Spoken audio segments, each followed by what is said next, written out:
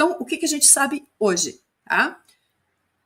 Foram resgatados, recuperados 82 fragmentos. São 8 peças maiores, que são nomeadas de A até G, A, B, C, D, E, F, G, tá? Sendo que a peça D, ninguém sabe para que serve, ela não está encaixada em lugar nenhum. É uma das peças maiores, mas ela não se sabe para que serve ainda. Tá? Vários dos fragmentos menores, eles são considerados não estudáveis, porque eles são muito, muito pequenos ou estão muito deteriorados, muito, né, muito destruídos, então fica difícil tentar encaixá-lo em alguma das partes.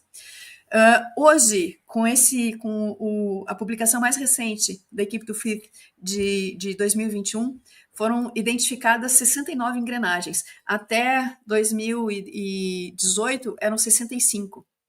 Não existe equivalente histórico no equipamento com tantas engrenagens, todas interligadas, funcionando em trens de engrenagens, fazendo avaliações tão complexas quanto esse equipamento. Tá? Só para vocês terem uma ideia, existem engrenagens diferenciais, que é uma coisa que existe no nosso carro até hoje. Por exemplo, é o que faz a mudança, né? A primeira marcha ser de força, a quinta marcha ser de velocidade, é justamente essa engrenagem diferencial. Tá?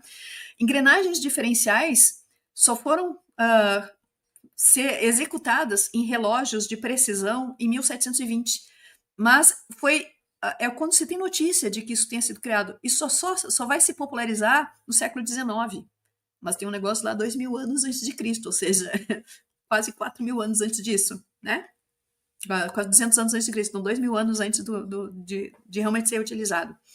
Engrenagens excêntricas, justamente porque as órbitas, especialmente da Lua, que era mais próxima de Vênus, não é uma órbita circular, ela é excêntrica, e sendo excêntrica, ela vai ter um período que ela está no apogeu e outro que ela está no perigeu. O que é apogeu e perigeu? A gente vai falar disso. Então, são momentos em que a velocidade de trânsito da Lua muda, simplesmente porque ela se afasta mais da Terra. E isso só podia ser resolvido com engrenagens excêntricas, que é uma coisa moderna. Moderno, gente, isso é moderno. Né? E aí, outra coisa, essa relação entre 254 e 19. Tá? Essa relação 254 e 19 é justamente o número de dentes da engrenagem maior com o 19. Então, essa relação é uma relação em comum, mas é justamente o tempo que leva para refazer a sincronia entre o calendário lunar e o calendário solar. São 19 anos solares para que haja nova sincronização do calendário lunar. Tá? Então, a Luquisa até que está perguntando, esse mecanismo veio de onde? Essa é a pergunta que não quer calar. Essa é a pergunta de... Então, só para vocês terem uma ideia da magnitude dos eventos astronômicos que esse equipamento consegue medir, tá? Ele tem um mostrador para um calendário egípcio de 365 dias. 365 dias, o número de dias não muda, mas o calendário egípcio era dividido em 12 meses de 30 dias e um mês de 5 dias, que é chamado de epagomene, tá? Epagomene. Esse calendário 30 dias e um mês de 5 é o mesmo que está nos calendários maias. Olha só que coincidência. Também tem um mês, o calendário maia também tem um mês de 5 dias. Tem a Lua e suas fases, e aqui, com relação à Lua, o negócio é extremamente complexo, porque a Lua tem um tipo de, como eu disse para vocês, uma órbita elíptica, né? Ou seja, não circular, que eles chamavam de anomalística, porque pensa, para o grego clássico, a órbita perfeita seria a circular, o círculo era o objeto perfeito, a esfera era o objeto perfeito. Então, ter algo que era elíptico era considerado uma anomalia, por isso que é chamado de mês anomalístico. Tá? Ela conseguia medir, ela tem ciclos para medir o mês sideral e o mês sinódico, e aqui a gente tem, e aí eu tenho durações diferentes de tempo. Tá? Então, o eixo maior que mede o ano solar, ele tem 365 dentes, mas o que mede, a engrenagem que faz a Lua, ela tem 27,3 unidades de tempo com relação ao ano solar. E é justamente isso que acontece porque o mês sideral ele tem 27,3 dias, mas o mês sinódico são 29,5 dias. Com essa diferença, quando a gente considera o tempo que a Lua dá a volta na Terra, né, ela tem lá os 27,3 dias. Só que a Terra ela também está orbitando em relação ao Sol. A Terra, num movimento isolado, com a Lua circulando na volta, O ponto que ela volta inicial, do início da elipse, é o considerado o mês sideral, porque é como se ele estivesse em relação a um objeto distante. Ela tá, a Terra e a Lua ocupando o mesmo ponto. Esse é o mês sideral. Mas o mês sinódico é quando eu levo em consideração a posição do Sol. Então, se eu tenho o Sol como um movimento fixo, o tempo que a Lua volta para ocupar a mesma posição em relação à Terra e o Sol é considerado sinódico, e isso leva 29 dias. Tá? Esses dois calendários conseguem estar previstos. E é justamente com base no mês sinódico, que leva em conta o mês anomalístico, né, essa órbita anomalística, que é de onde vão vir os ciclos metônicos e os ciclos de Saros, que é daí que vem os ciclos de Saros, que possibilita a previsão dos eclipses, que é outra coisa que ele faz, identificação de eclipses lunares e solares sem falha, sem falha. Tá? Além disso, estão lá as constelações do zodíaco, todas previstas, e sabe-se mais o quê? Tá? Sabe-se mais o quê? Então a gente pode pensar assim, para que servia esse equipamento? Né? Previsões, com certeza previsões. Né? Imagina hoje um astrólogo, ele coloca as efemérides, ele coloca num sistema de computador para fazer esses cálculos. Esse equipamento permitia fazer isso ajustando a data e retrocedendo aquele tempo. Ele dá o céu daquele momento. Então poderia ser um instrumento também astrológico. Lembra que a separação entre astrologia e astronomia é um fenômeno recente, muito moderno. Antes era a mesma coisa. Não existia diferença entre astrologia e astronomia. Tá?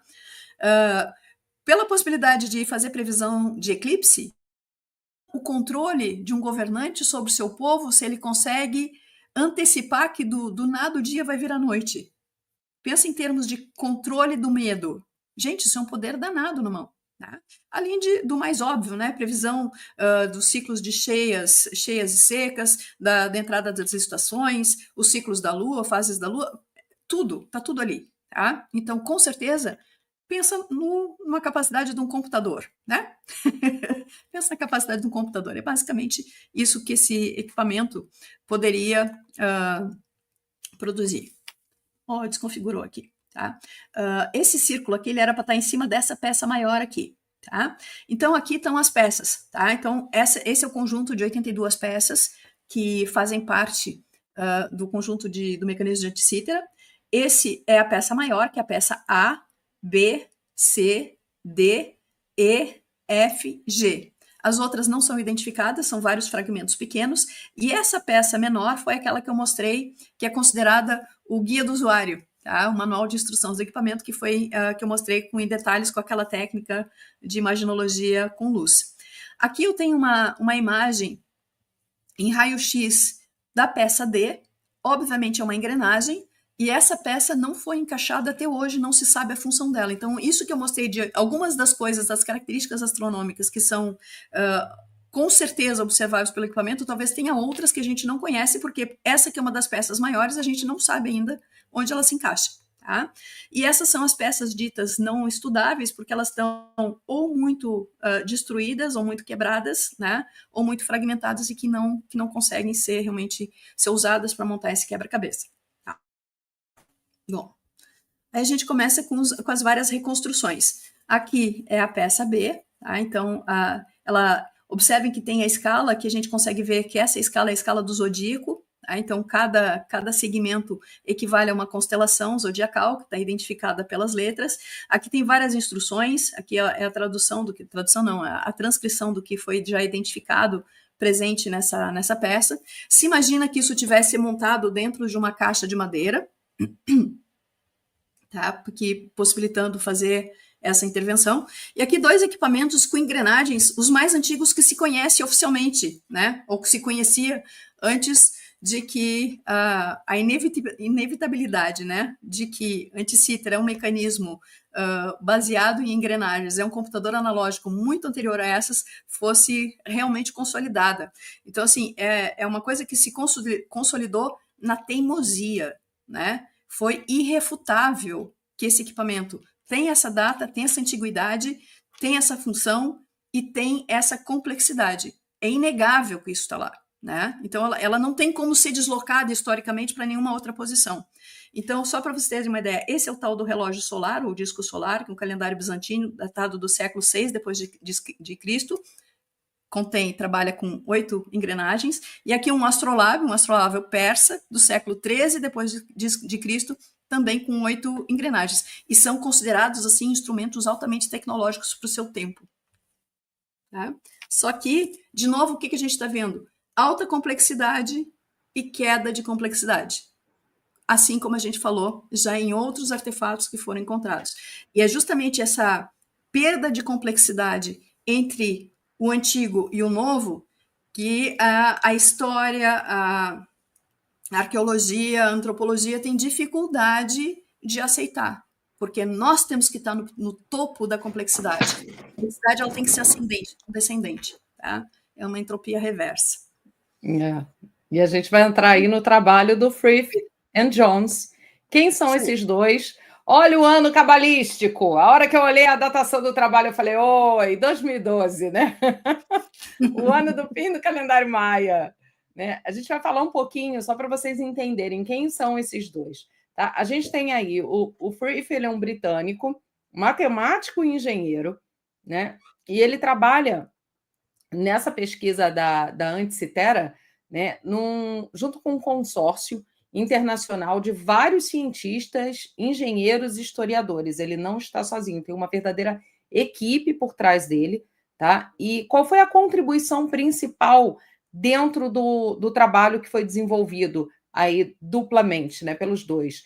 Ele foi o principal responsável por aplicar aquelas técnicas que o Wright já tinha feito, ele vem de novo, tá? E ele aplica tomografia computadorizada com raio-x em 3D para investigar o mecanismo sem danificar. Então, ele vem com uma pesquisa com, vamos lá, né, com um avanço um pouco maior, tecnologicamente falando, né, e vai desenvolver ainda mais aquilo que o Wright tinha começado. E vai revelar o quê? Vai revelar que todas essas inscrições internas que ninguém tinha visto antes funcionavam como uma espécie de manual de instrução do artefato.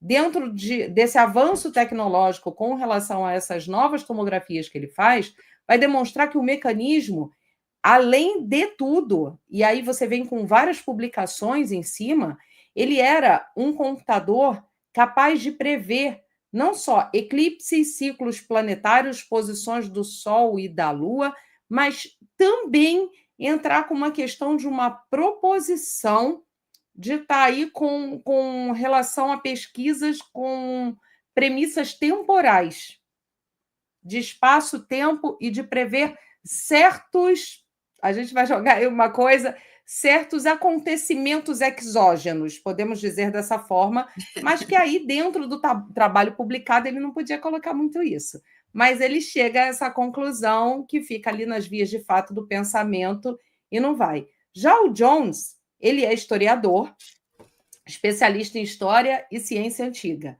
Né? E como é que ele entra com a contribuição? Ele é professor eu botei a cola aqui para ler para vocês, do Institute for the Study of the Ancient World, da Universidade de Nova York. Tá? Renomado professor lá. E o que ele vem fazer nesse trabalho em conjunto que ele faz aí com o FIF?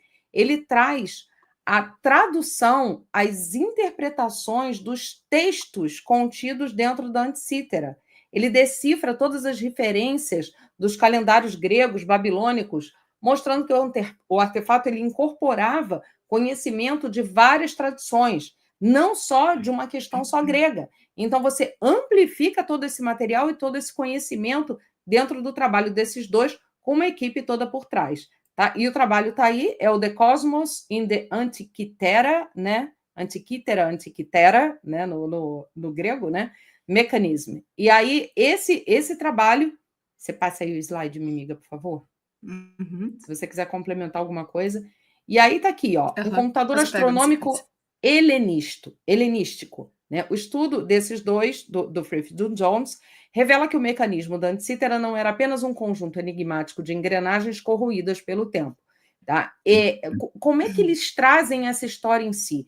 Eles confirmam essa questão de toda essa parte do decifrar de toda esse posicionamento lunar, solar, dentro de um conhecimento que já existia na época, que ele não foi apenas visto e não pode ser visto como apenas um artefato arqueológico. Então, eles trazem, literalmente, tiram esse instrumento das sombras e falam assim: olha só, isso aqui precisa ser olhado como uma tecnologia que nós não tivemos contato até hoje, é uma tecnologia super avançada, com engrenagens e escalas super avançadas, com instruções absurdas, como a Anne trouxe aqueles dois. Vocês não têm são 8 engrenagenzinhas, não, vocês têm para mais de 30 ali, né? E aí você entra 69. Olha lá, né? 69. E aí, como é que era a visão do cosmos com relação a tudo isso? Então, algumas referências do trabalho desses dois mostram que o mecanismo ele poderia ter tido uma formulação de construção na sua parte superior como uma espécie de planetário. E a gente vai entrar em contato com isso quando a gente falar um pouquinho do Arquimedes, né? E esse compartimento ele está completamente ausente dos restos do mecanismo encontrados nesse dito naufrágio, tá? E aí a gente tem modelos especulativos dessa síntese planetária, né, que foram feitos justamente para corroborar com toda essa teoria que eles desenvolveram em cima dessa questão da teoria que vai de encontro com a questão do planetário, e, de novo, a gente vai falar de Arquimedes um pouquinho, e vai usar essa teoria em si para falar sobre os ditos pedacinhos dessas engrenagens, né, e da caixa. E a gente vai poder entrar um pouquinho nos desenhos, que eu acho que é o próximo slide, né? Que aí eu me perdi nos slides aqui, que eu tô com a... Aí, ó. Né? Da dita caixa de madeira. Vamos lá. A gente se depara aí com esse... Olha o artefato, porque a gente tem uma coisa de olhar aquilo ali, né, em ruínas, o negócio tá todo ali, já comidinho, né, já maltratado pelo tempo, mas você reconstrói um instrumento e olha a capacidade tecnológica disso aí, gente, dessa questão toda de você desenvolver essa caixa de madeira, e ela foi gerada, né, em 3 seções. Aí vocês podem ver aí a parte frontal, a parte traseira, né? Tá ali, ó, front plate, a back plate, olha o back plate, e você tem ali a cobertura, que é a back cover, ou seja, tudo isso é um sistema de mostrador central que exibia todas essas saídas do mecanismo, né? E essa divisão de escala de 360 graus, né? Onde você tem de novo, a proporção áurea aí presente e muito evidente dentro dessa escala de 360, com um calendário marcando 365 dias dentro da Anticítera. Ou seja, o mecanismo ele foi construído para ser análogo ao funcionamento do cosmos.